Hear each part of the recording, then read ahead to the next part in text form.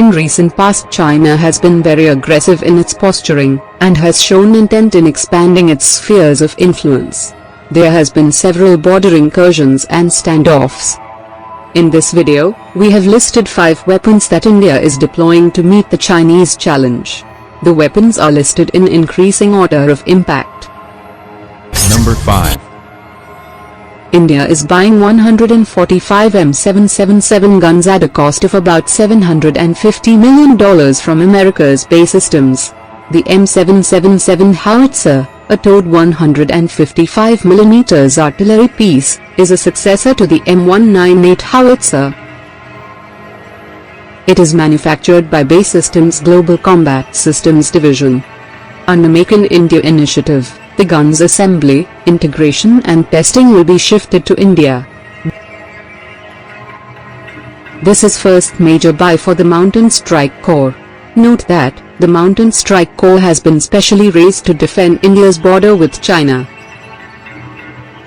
Artillery pieces don't get much limelight when compared to fighter jets or missiles, but are one of the most effective weapons in large-scale wars. They can obliterate armored regiments or infantry divisions, and can block the enemy from capturing territories. The M777 is designed with weight and size in mind. It is lighter than any other 155mm howitzer, having a weight of only 4,100 kilograms. The lighter weight and smaller size allows the M777 to be transported by the C-17 and C-130J aircrafts, CH-47 helicopter as well as trucks with ease. Number 4. Chinese Navy has large number of surface ships as well as submarines. To counter this, India has acquired 8 P-8I Poseidon, and has approved further purchase of 4 more which will be delivered next year. P-8I is a customized export variant of the P-8A for the Indian Navy. The P-8 Poseidon is developed for the United States Navy by Boeing. It conducts anti-submarine warfare, anti-surface warfare, and shipping interdiction, along with an electronic signals intelligence (ELINT) role. It is equipped with Raytheon APY-10 multi-mission surface search radar, and many other sensors to detect surface and underwater vessels. It carries torpedoes, depth charges, SLAMER missiles, Harpoon anti-ship missiles, and other weapons for offensive intervention. Having a combat radius of 2,222 kilometers, it is ideal for patrolling the vast Indian Ocean region, and neutralizing enemy vessels. Number 3. BrahMos is the only supersonic cruise missile in the world. It is jointly developed by Russia and India. It has a range of 295 kilometers, and travels at speeds of 2.8 to 3 Mach. It can be launched from submarines, ships, aircraft or land. Its speed provides little reaction time to enemy air defenses. Guided by navigation satellites, its own inertial navigation system or independent radars, it can precisely hit its target. India has deployed BrahMos in 3 platforms, which are as follows. 1.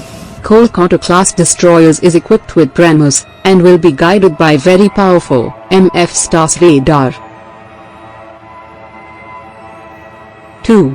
BrahMos has been fitted, and successfully fired from India's frontline fighter, Su-30 Mki. 3. Army is inducting a regiment of land-launched BrahMos, in Arunachal Pradesh, along the China border. Chinese do not have a defense against BrahMos. There is only one defense system in the world, known to have high chances of defending against BrahMos, that is, Barak 8, which is jointly developed by India and Israel. Number 2.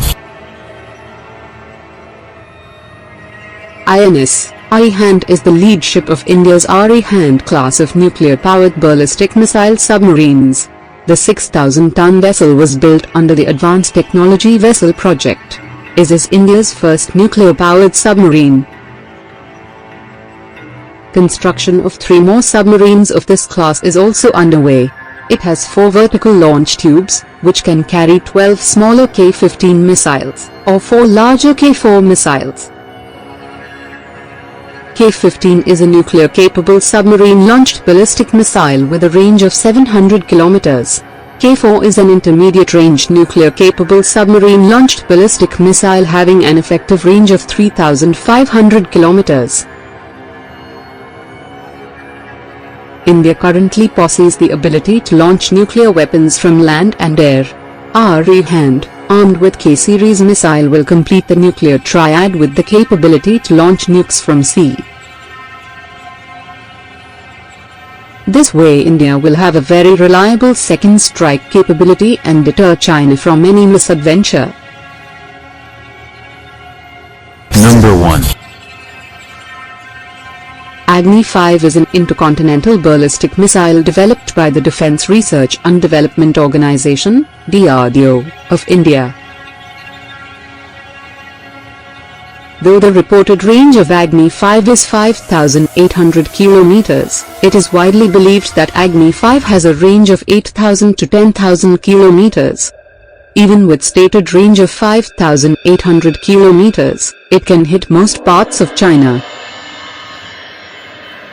It carries a 1.5-ton warhead, has a speed of 24 Mach and accuracy of less than 10 meters. Though exact details are classified, it is widely speculated that Agni-5 feature multiple independently re-entry vehicle (MIRVs), with each missile being capable of carrying 2 to 5 separate nuclear warheads. It is India's most powerful deterrence against any Chinese aggression. Above the clouds, high in the Himalayas, the old Silk Road climbs through 14,000 feet to the Natula Pass, where 2 immense nations meet. It's here that India comes face to face with China. 40 years ago, they fought a fierce frontier war. Now, finally, the border is reopening for trade. Symbol of epic change in both countries as they dash for growth and new riches. India and China together will shape much of this century for all of us. But who will be the winners and losers as they race each other to the top of the world? I'm setting off on a journey through China and India to watch the race unfold. First Shanghai, and the Chinese sprint from the very start. Welcome to take our backup train. The airport train pushes through 430 kilometers per hour, 270 miles per hour, for a mere 8-minute journey. Impressive, undoubtedly. Vitally needed, hardly. But this train is a political statement. Be amazed, be very amazed by China's rise. Once China decided it wanted the fastest train in the world, there didn't need to be any public discussion. This isn't a democracy. In a one-party state, what the government wants, the government gets. The train seems to shout to the world, "We're overtaking you all."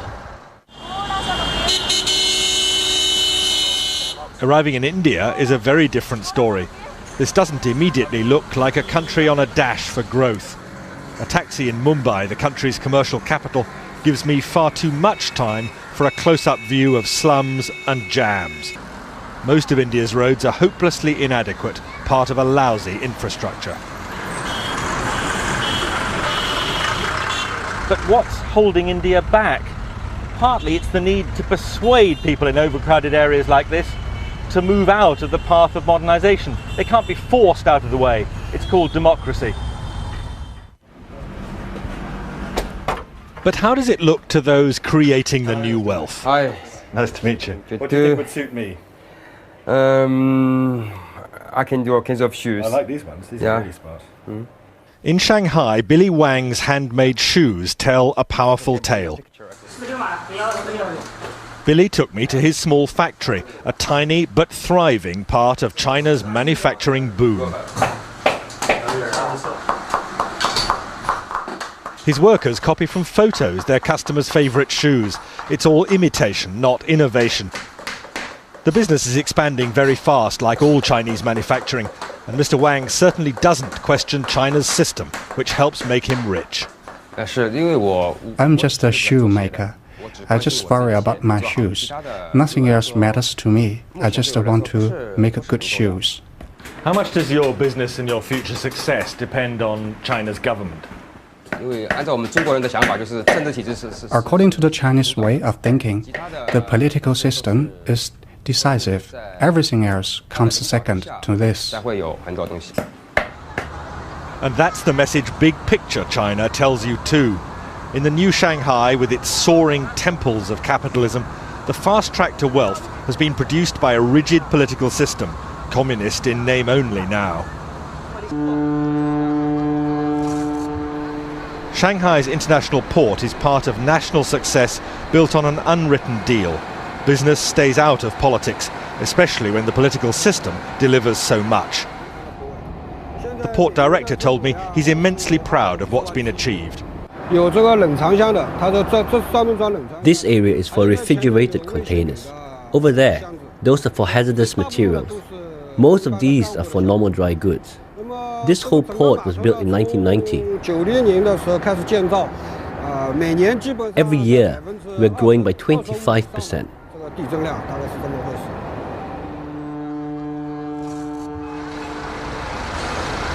More than that, it's largely one-way traffic here. China doesn't buy much overseas, but produces vast quantities of goods for sale. China's achievement is simply staggering. Single-minded, one-party government making clear decisions which mean that China dominates the export world. It's staggering to watch this. Containers coming on and off ships simultaneously, most of them coming into China empty, most of them going out crammed with Chinese exports. This isn't something that should worry just India, it worries economies across the world. A huge trade imbalance. Basically, we have a lot of construction going on right now just before the monsoons. But in India, young risk-takers are not dismayed by China's success. The story of Tarun Tadani in Mumbai is typical. All our designs are basically finalized. Tarun is a man in a hurry to share in India's consumer boom, happening now. Tarun, still only 22, cut short studies in America to create this fashion accessories business. And the emphasis here in his design room, unlike China, is on innovation, not imitation. Here is all our new production. Next door in the workshop, a small team churns out low-cost fashion accessories for eager buyers among India's spreading middle class. Tarun insists India's cheap labour, combined with superior design skills, make a winning formula. We never copy directly. We spend so much time, consistently trying to make new products, new designs, new things out there, finding new trends, just keep developing in new styles. So is this an exciting time to be doing business in India? It's an exciting time because you can see things happening, India is moving very fast, but it's like a boat. But if we can sail or we can even sink. I can't speak for the future, but I can definitely say it is definitely bright. It's a good path, and I think we are on the right track. And big picture India? Well, that stress on skills drives heavy industry too. Here at Mukand Steel, they can't compete with China's bulk bog standard production. Instead, they make only high-value specialist steels, meeting Europe's most exacting standards. I'll tell you, life does not get hotter than this. At the heart of a steelworks in India, midsummer, it's almost unbearable. But the Indians are justifiably proud of what they're doing here, not just competing with huge producers like China with a massive output of bulk commodity steel, but here making some of the world's finest high-grade steel, competing with anything that could be produced in other parts of the industrialized world. Most of this steel meets India's enormous demands, but also goes for export. This is an area of heavy industry where India sees opportunities for massive growth over the next 10 or 15 years, and where the Indians are convinced they have a huge edge over China. Outside, away from the intense heat, I hear some fighting talk from the marketing director. India can catch up and then overtake China. And I don't think China can sustain this kind of high growth rate here for next 3 to 5 years. Is India While going to India's growth rate for last year was 8.5% GDP, the current year has begun with 9.5% in first 2 months. And I think as we go along, we see acceleration of the growth rate as all the industry segments are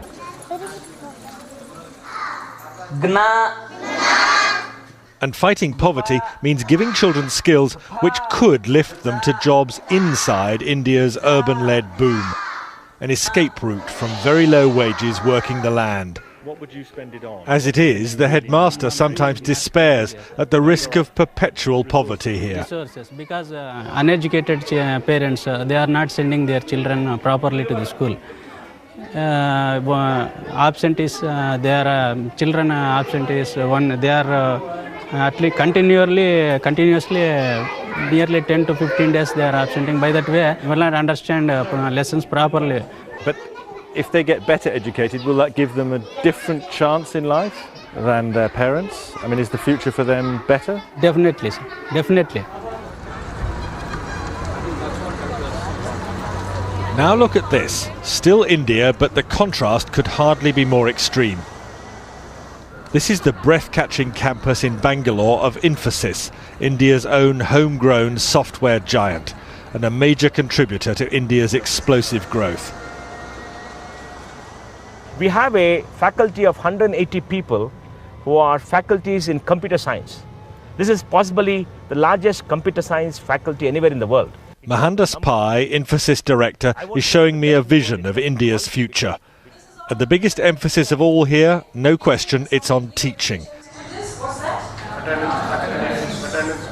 Taking the highest achievers among India's college leavers to even greater heights. They see no limits to the country's future or their own. I want to leave a mark. I'm looking at making a difference somewhere down the line. It's not like everything is already done. So there's so much that's yet to be discovered, there's yet to be tapped. So that way, there's a lot of scope to make a difference. Is this an... Number 5.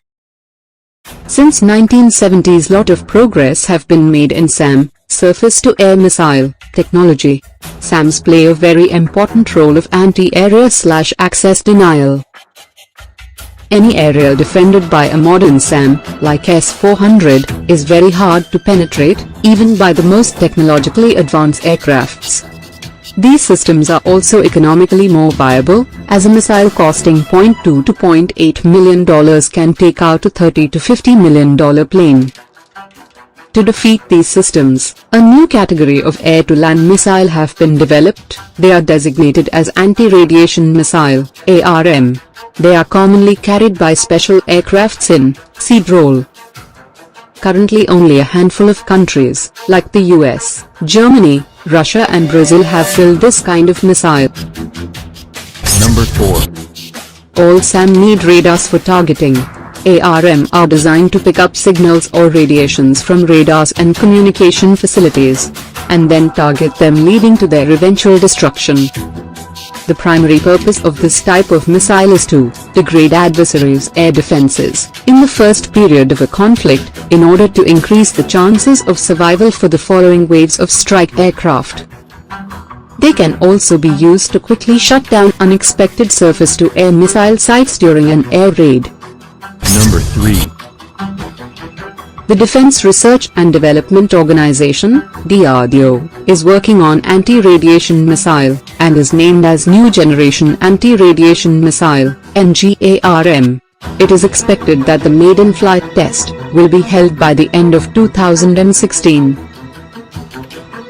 The Indian Air Force would be inducting this missile within 2 years, following the completion of all the developmental trails. The missile is of indigenous development, including its seeker. This seeker is placed in the front end of the missile, and picks up various radio frequencies. Number 2. The missile is a single-stage, solid-fueled system, and will be using dual-pulse propulsion system instead of thrust propulsion. This is the first time DRDO is using a dual-pulse propulsion system. The missile will initially coast by firing the first pulse. The second pulse will be initiated just before interception of the target, that is the terminal phase. The missile has a range of 100 kilometers to 125 kilometers. Number 1. The missile will be mounted on India's frontline air superiority fighter, the Sukhoi Su-30 Mki, and the indigenous multi-role fighter, HAL LCA. Currently the Air Force equips its Su-30 Mki fighters with the Russian Kh-35 missile, and uses the French Martel anti-radiation missile on its Jaguar and Mirage aircrafts. The Air Force is negotiating to buy AGM-88 missiles from the US, and plans to induct more than 1,500 in the next 5 years. It is expected that once the indigenous missile is developed, it will be used in conjugation with the above-mentioned missiles. Thanks for watching.